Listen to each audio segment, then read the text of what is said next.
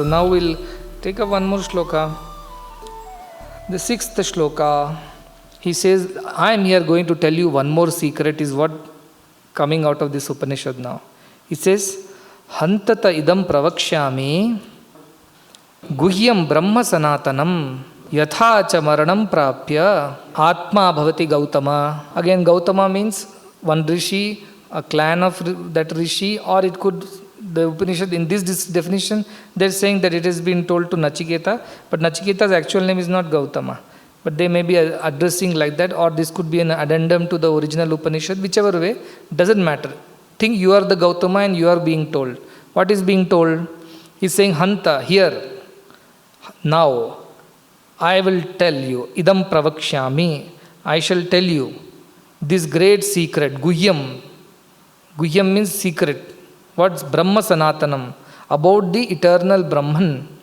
Also I will tell you, yathāca maranam prapya, after death, what happens to Atma, Atma bhavati?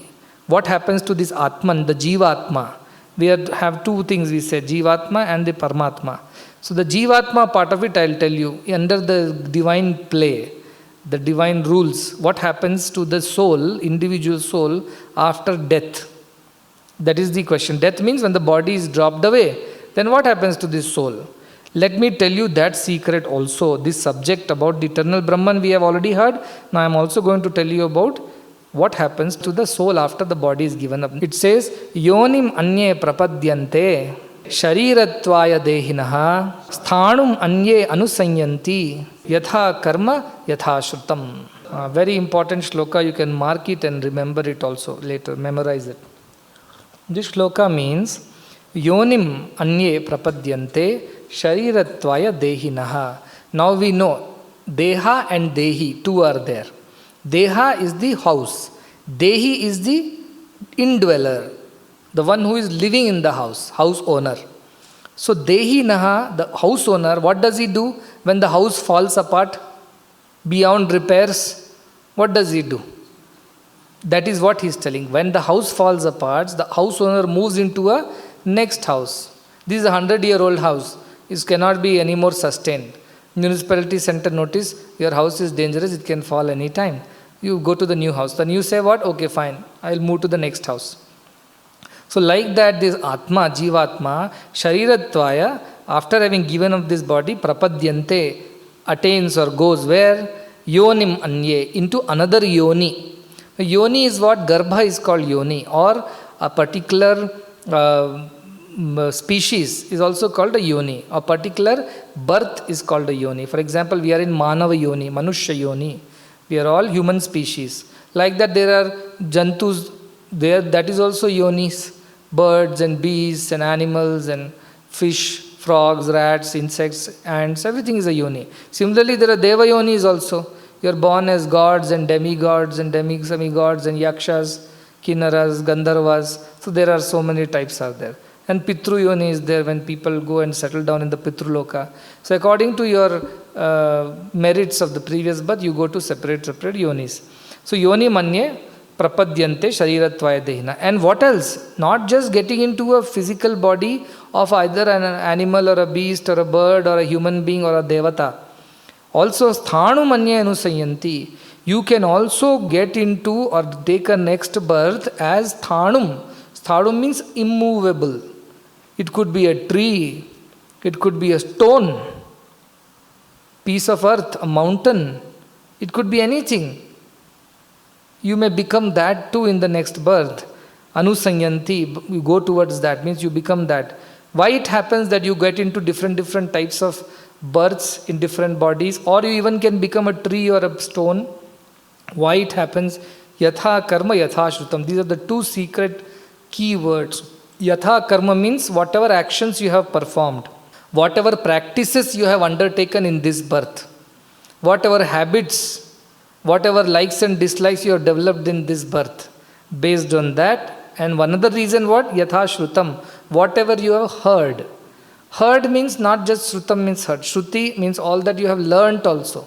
Like Vedas you have heard, truth you have heard, truth of. You remember last time we said, even at the Shraddha Kale Vapi, At Shraddha Kala also is somebody, Shravayet, this particular Kathopanishad is spoken of by somebody who has purified himself in Brahma Samsadi, in the assembly of Brahmins.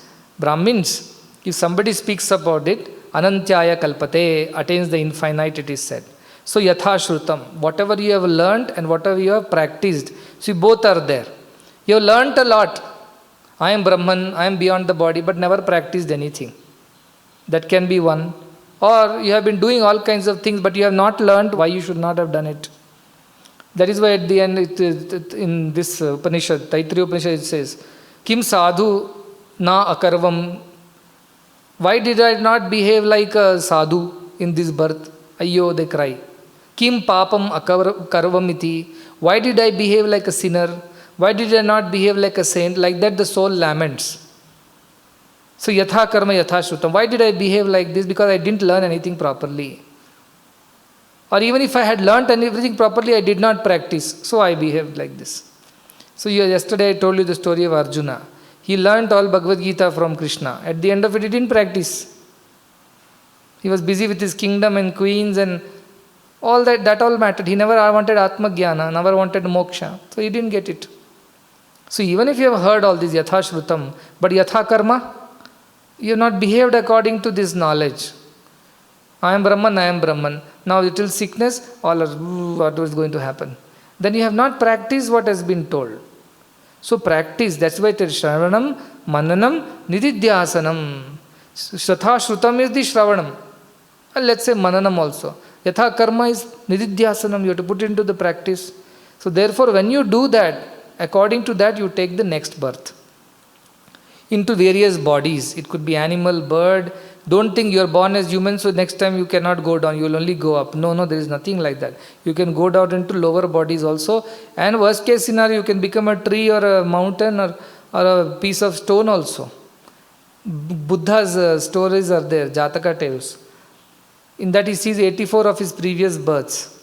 And each of these births, he is a different thing. Even once he is a tree. So various births we take. So what decides what birth we take? What marks you have got in this class decides whether you go to the next class first. And in the next class what subjects are offered to you. Science, arts, commerce and other various things. Because it's based on your interest and based on your subjects. So if you are left with any desire at the end of your life, I wanted to experience this. For that sake you will be born again in such a situation where you have to experience that. That is what Mundakopanishad says. Kāmābhir jayate tatra tatra. You are born because of your desires in such places. So why you are born in your family, to your parents? It's because some karma, some desires of the past can be fulfilled only when you are with them in this birth. Otherwise you cannot fulfill it. Therefore you are born in that family only. Why in that village only? Because in that village only you can undertake whatever was pending in the previous birth. So for that sake. So why did you all land up here today? Yathākarma yathāśrutam. You have been guided by your previous births. So it means how many births you have done, how much good. That you have developed some interest in God and godly things. This is not the first time. All this is decided by your previous birth's karmas. It's just not happened. There is no coincidence in this world. That's why I keep telling. There is nothing called coincidence. Everything God has accordingly put you according to your likes, dislikes. And something doesn't happen just like that. So you may curse, why I have a father like this? My father doesn't listen to me. Why my mother is like that? She always scolds me. Because you decided to be born in such a family. Why? Because of your previous janmas, whatever you had done. Like electricity entering a bulb becomes light. Electricity entering the fan becomes wind. Electricity entering an oven becomes heat. And the mic, it becomes sound. Likewise, same electricity appears in many ways. Like that, sthanu mandyas anusayanti. Brahman is there in that piece of stone also. If you enter that, know that Brahman can enter that way also. So I just wanted, this shloka is very, very key, central to the idea of sanātana dharma. In sanātana dharma, of course, Brahma Satyam Jagat Mithya is the highest philosophy of Vedanta. But those who don't understand that, to keep them disciplined, the other rule is karma and punarjanma. This is the rules of sanātana dharma. At Vedantic level, Brahman alone exists. At the Dvaita Bhava level, karma, punarjanma. These two are there. Based on your actions, you are born again and again. So I'll tell you one story. That's enough for today. I will tell you a story of Jada Bharata. You know Jada Bharata? Who is Jada Bharata? Bharata, what we call India, Bharata, it is derived from the name of one king by name Bharata. This Bharata was a great king, so much so that before Bharata was there, whole of this, the India was not as small as this. India was very vast, all the way till Turkey and beyond, and this side Indonesia. India was as far as that. And this Bharata used to rule the whole of this. Therefore it was called Bharata Varsha. Before that it was called Ajanabha Varsha, based on the another king Ajanabha. So there is a story. This Bharata ruled for many, many years, and he had 5 sons, and he ruled in a very just way. There was never a king as good as Bharata. He was known for his yagna yagas, his administration, his great valor and courage, and expansion of the kingdom, keeping everybody happy in the praja. And after 5 sons were married off, he divided the kingdom into 5 portions and gave it to his 5 children, and he went to the forest, Vanaprastha ashrama. It is a compulsory thing. Even if you are a king, at the end of your life, you have to give up all your palace, wife, children, comforts, servants, wealth. Now you have duty towards God.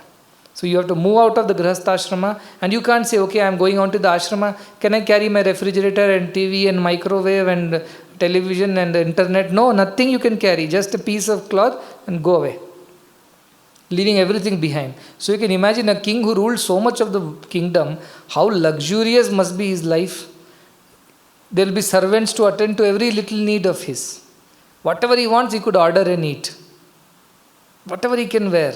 Such a king decides, enough is enough. As per the ashrama dharmas, brahmacharya, grihastha, vanaprastha and sannyasa, I must move out of grihastha, go off to vanaprastha and eventually sannyasa and die there in the forest. So he leaves his kingdom and goes to Haridwar. You know where is Haridwar?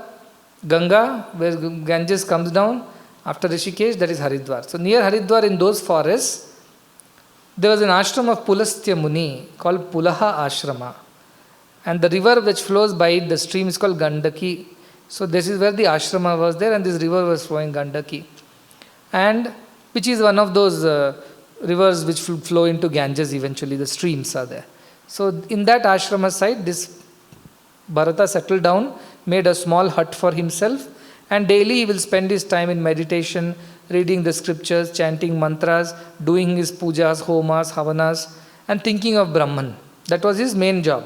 Keep thinking so much that you become Brahman at the end. 50% of your life you have thought about world. Next 50 you have to think about God. That is the main principle of 2 ashrama dharmas to get into the world, 2 ashrama dharmas to get out of the world. Brahmacharya and Grihastha to get into the world, and Vanaprastha and Sannyasa to get out of the world. So that is how he was getting out of the now worldly attachments. So he was living in the Pulaha ashrama, and one day he was meditating, and what happened? He saw one deer came to drink water in the river, and it was a pregnant deer, Garbhini. When it came, it was drinking water. Suddenly a big lion roared in the forest. And this jinke got scared, this deer, and she jumped across the river to cross and go off to the other side. As it jumped, because of the pressure, the baby was born from the pregnant deer. And the baby was born, it fell into the river. And the deer fell on the other side and died. And this baby deer was floating away in the water. And this Bharata Muni was sitting there. Now he is a Muni because he has left all his thing. He realized, oh poor deer, I have to save this deer. Being the king's instinct is there, I must protect. So he ran to pick up the deer and brought that poor deer to his hut. And because it's a very small baby just born, out of compassion he started nursing and caring for it. Then what happened? He became so fond of this deer. All the time he'll be playing with the deer, and if the deer is not there for even 1 minute, he will become restless. And what happened? He was looking after the deer so much that he started forgetting his pujas and his rituals. He used to forget that.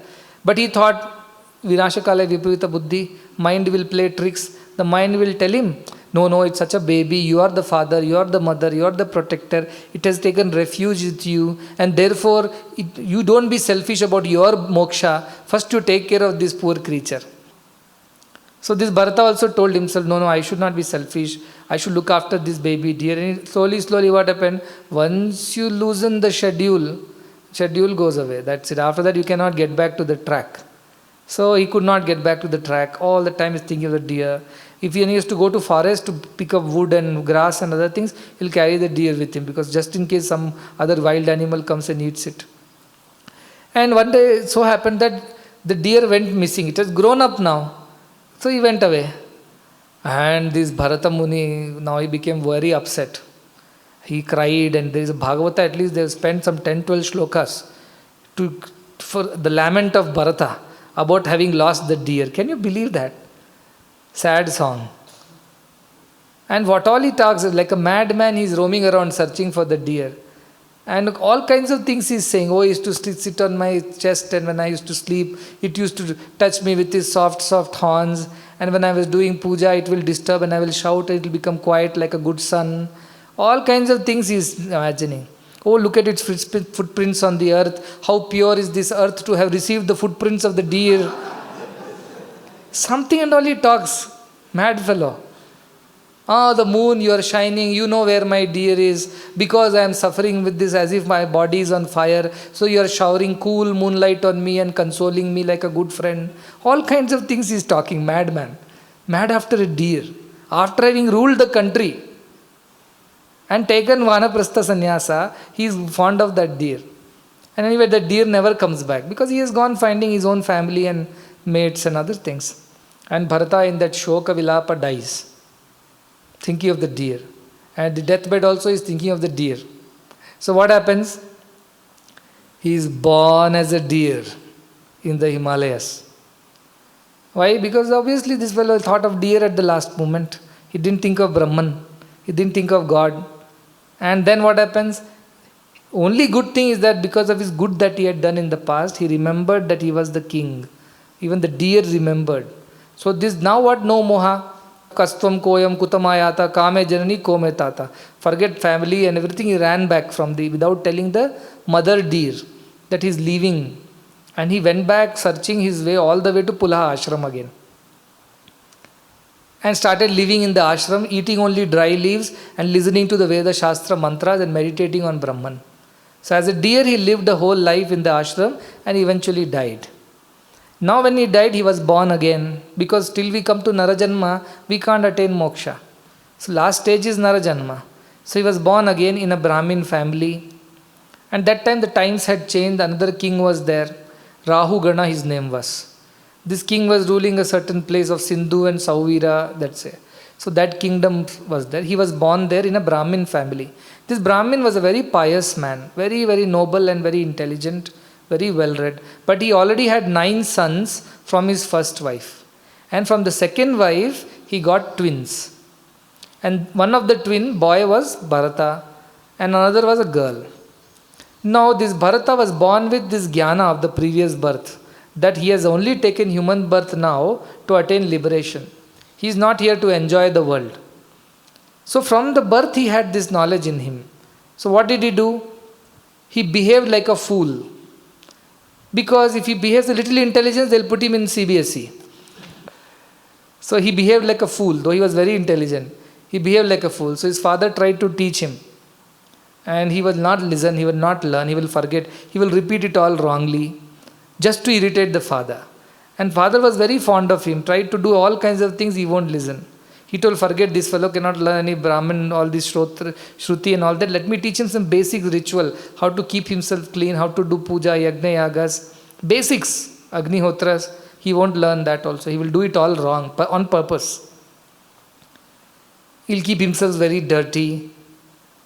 So his father tried everything and finally gave up. Finally, father's time, death came and father died.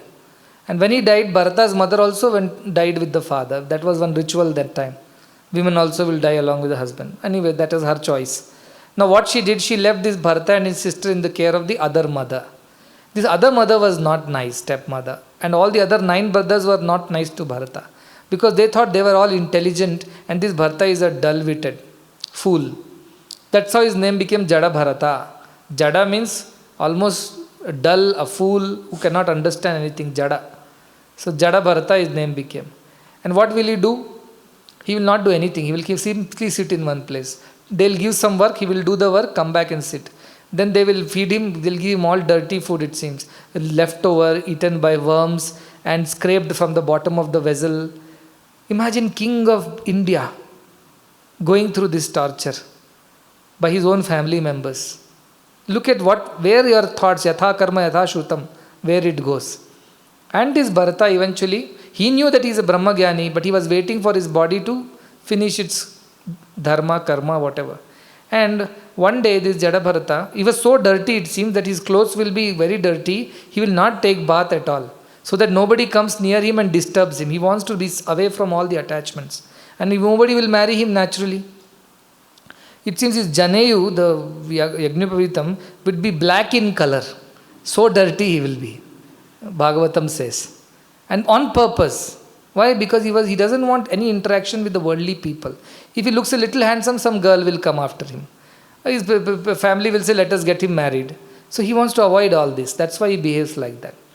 So one day what happened, he was guarding the agriculture, whatever the family's fields, farms, from the pigs and wild animals. And in the night, it so happened that one dacoits group came there. The dacoit king wanted to perform a sacrifice, a human sacrifice to Bhadrakali. For what sake? To get a son, it seems. That was some kind of idea. This Shudra community used to do that, it seems. That's what Bhagavata says. But Shudra is not necessarily community. Shudra is the buddhi, that you can kill a human for the sake of your own selfish desires. So this Jada Bharata was captured by the dacoits team because the original fellow ran away somewhere. So they caught hold of him and he had no problem. Anybody calls him, he'll go. So they caught him saying he's looking good. What they call it as a narapashu, means he's like animal. They have to find somebody who's just like animal, dumb, deaf, dull. Such person alone should be sacrificed, it seems. So they found him pakka, dumb, deaf, dull. They caught him and took him, gave him nice bath, fed him well, decorated him and took him to Bhadrakali temple to decapitate him. And as they prepared for all the puja like fools, Bhagavata describes these fools do all kinds of things like this, thinking they'll attain something great. And the priest took out the sword to cut this fellow's neck. And as he lifted the sword, Bhadrakali got very angry. What are you doing to my devotee? He's a Brahmagyani. And she appeared. And she took that same sword and chopped the heads of all the other dacoits who were there. And since she and her friends, whatever the Shakini, Dakini, Pishachanis who were there with Kali, they all killed everybody and played football with the heads of the dacoits. All this description is there. And they had a party. My dacoits were killed and this Bharata was released, he came back. Jada Bharata, it doesn't matter. That is what I'm saying. Look at Brahmagyani. Gets food to eat, not gets to eat, not bothered. Gets scoldings or praise, not bothered. Even death is not bothered. Let it be. So he comes back again. At some point in time, this King Rahu Gana is going to Kapila Muni's ashram, neighboring town. And 4 people were carrying his palanquin. And one of them became sick. So the other people started looking for some able-bodied person to carry the palanquin. And kings are king. They can pick up anybody and tell, do my work. You can't say no to a king. So these people found this Jada Bharata lying under a tree, happily sitting. And they thought this fellow is very strong. He was very muscular, very well built, it seems. So they caught hold of him and said, come here, you have to carry the palanquin. And Jada Bharata agreed. And they put him in the palanquin and he was carrying. But what he was doing, he was not carrying it evenly. He will slip, So king got angry. Why he is doing like that?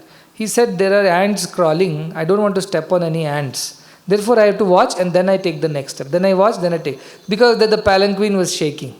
And the king got very angry. And he sarcastically told, I think you are too old, you have walked too much, and you are so thin and lean. Therefore, I think you need rest. Sarcastically, because he had just joined, hardly walked. He is very well built and healthy. But king sarcastically told like this. He heard, he didn't react. Continued the same way, shaking the palanquin. And the king got again angry. And then he shouted at the others. Then others said, King, we are not doing, this fellow is only doing. So he tells, are you deaf? Are you dead? Are you not alive? Can't you listen to what I am saying? He started scolding. Then Jada Bharata stopped. And he turned to the king and said, you are saying you are tired, you are by bearing the palanquin and things like that. You are talking about the body, which was bearing the palanquin. Yes, it can get tired, it can get healthy.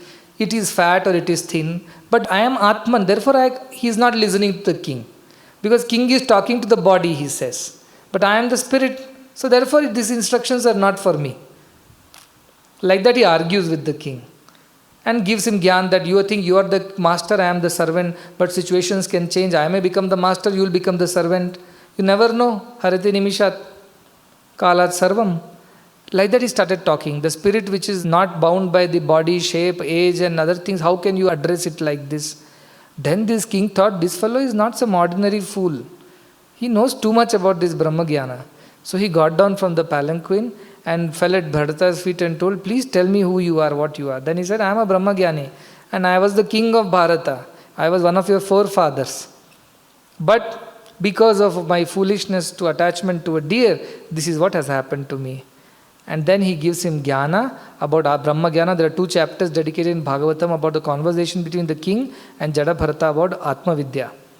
And after that the king becomes his disciple, and then Bharata, it seems, goes and teaches this to others in the palace and then leaves and disappears.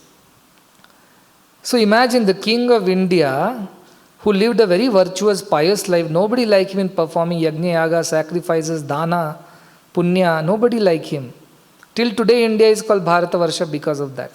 Such a king, after having left all the moha of the palace and other things, goes to a forest to lead a pure life and attain Brahma Jnana, and ends up looking after a deer, getting attached to it, dies, becomes a deer, and after becoming a deer, he is born again as a dull-witted human being, so to say, lives a very bad life. Look at the comfort and luxury of the palace, all the name, fame and all the things. And look at now, getting old food to eat, rotten food to eat, and beaten and scolded by everybody.